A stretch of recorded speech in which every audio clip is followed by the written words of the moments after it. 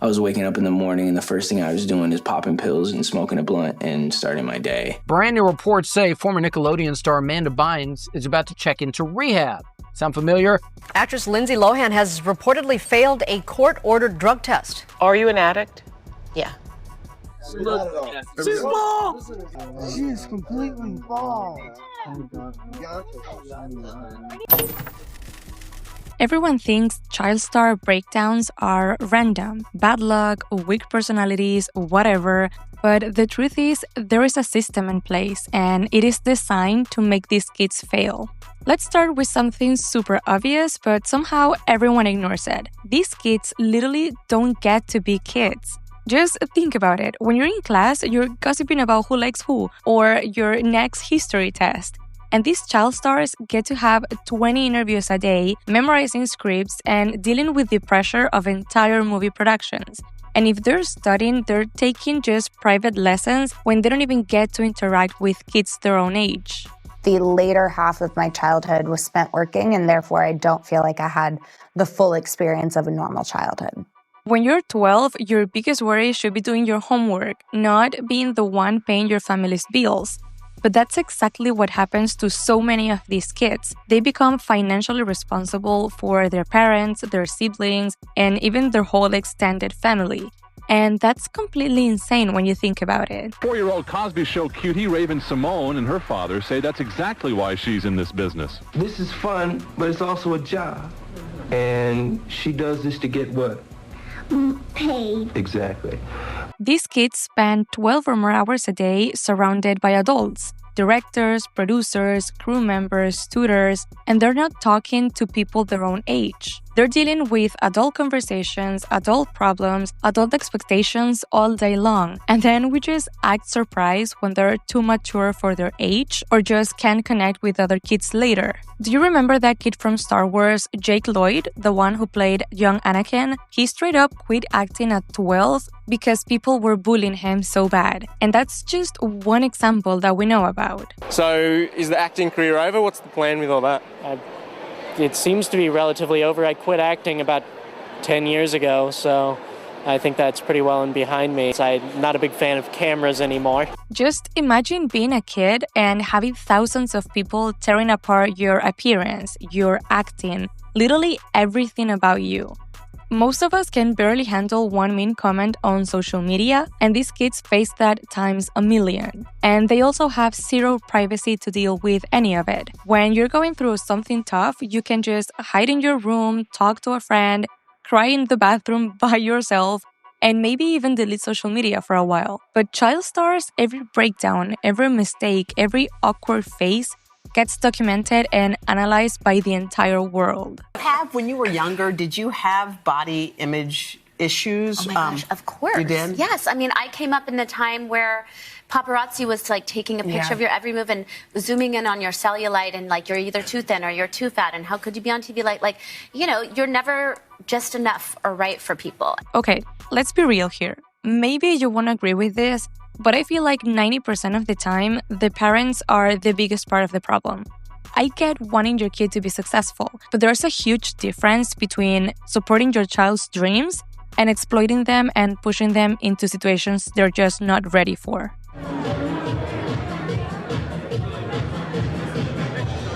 Too many parents see dollar signs instead of their actual child. They're just so focused on the fame, the money, the lifestyle, that they just forget that they're dealing with a kid who needs stability and protection. Instead, they're just pushing their kids into rooms full of adults who might not even give a damn about what's best for the child. And when these kids inevitably act out or go through a rebellious phase, everyone just acts all surprised.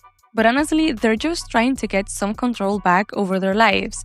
They've been told what to do, how to act, what to say for so many years that when they finally get a taste of freedom, of course they're gonna push boundaries. She's bald! She is completely bald. The media creates this cycle that these kids can never win. First, they build them up as perfect little angels, pure talented role models for their children. They put them on this pedestal and expect them to stay there forever. But they're human beings, so of course they're gonna grow up, make mistakes, and definitely change. The second these kids show any normal human behavior, like dating, trying new looks, having opinions, that same media that celebrated them starts documenting their fall from grace. Every mistake gets blown up, and every normal teenage thing gets turned into a crisis. No, I was not pounding $6,000 of heroin every month or whatever. The thing that bugged me was tabloids wrapping it all in this weird guise of concern. No, you're trying to shift papers. And here's what really bugs me. When parents say stuff like, kids look up to you, you need to behave. I'm sorry, but that's your responsibility as a parent, not theirs. You're in charge of what your kids watch and listen to. The artist just has the responsibility of putting out whatever they want to put out. What I would say to Brittany, if I saw her on the street, I'd probably tell her, think about those 12-year-olds that listen to your music, and think about the 12-year-olds who saw you on the VMAs, and think what they're thinking. They probably are thinking that it's okay to dress like that, which it's not. I'm not their parent, man. Britney Spears doesn't have to dress. I grew up watching Hannah Montana. I am only 5 years younger than Miley, and I saw her go through her whole crazy phase.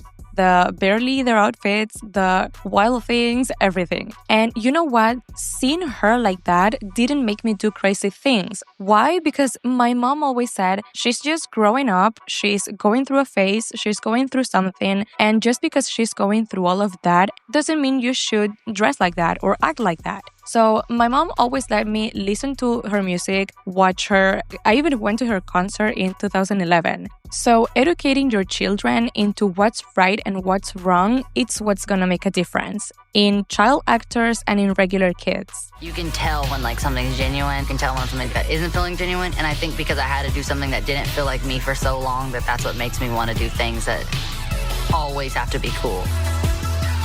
Just because someone's going through a crazy phase doesn't mean they're actually crazy. Sometimes it just means they're going through some stuff that no one has any idea about. And we shouldn't be judging them, especially those people who literally have no privacy thanks to us, their fans. The popular girls started writing in the bathroom stalls, Demi's a whore, all these nasty things.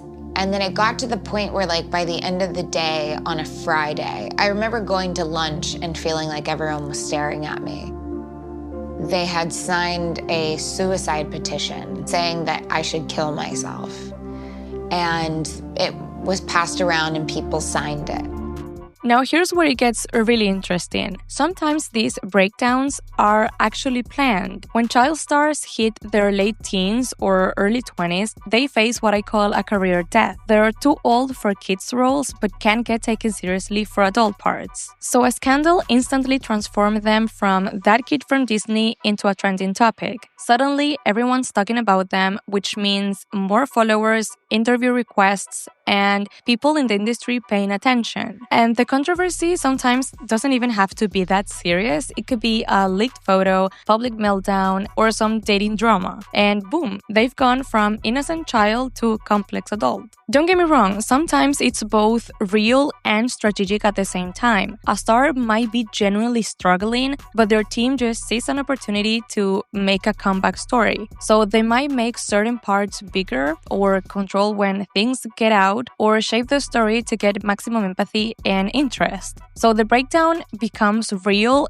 and managed. The smart ones have figured out how to turn their mess into their message. They flip their breakdowns into comeback stories, their addiction into advocacy, and their pain into purpose. They become mental health advocates, write books, start podcasts about overcoming stuff. So their struggle literally becomes their brand. And instead of being victims, they become the heroes of their own recovery stories. It's actually genius from a business standpoint because it just opens up new ways to make money that can last way longer than just acting. And of course, you're helping people, so that's always better.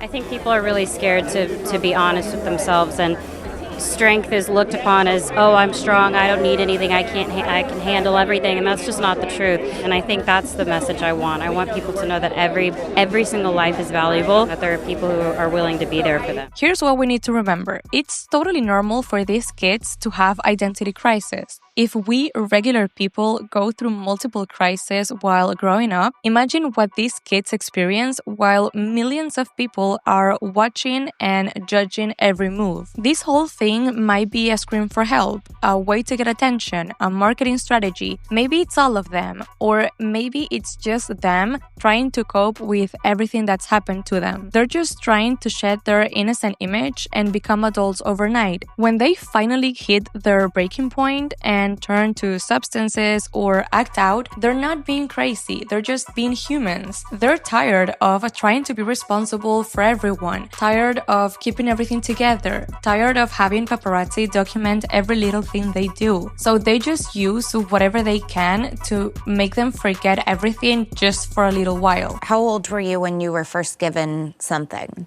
I mean, I used to get high with my mom's friend at like 10.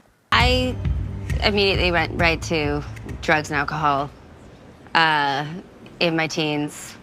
I don't remember feeling like there was any other way to be happy. The child star breakdown isn't a bug in the system. It's literally how the system works. The industry, the media, even us watching. We build them up, then tear them down, we watch them struggle, and then we celebrate their comebacks. And honestly, maybe it's time we admitted that we're all part of the problem. These aren't just entertainment for us. They're real people who should have gotten to have normal childhoods. So the fact that we can predict this pattern means that we could probably prevent it too if we actually want to. But here's the uncomfortable truth. The industry and the media don't really want to prevent it, because if they do, then what would they have to talk about?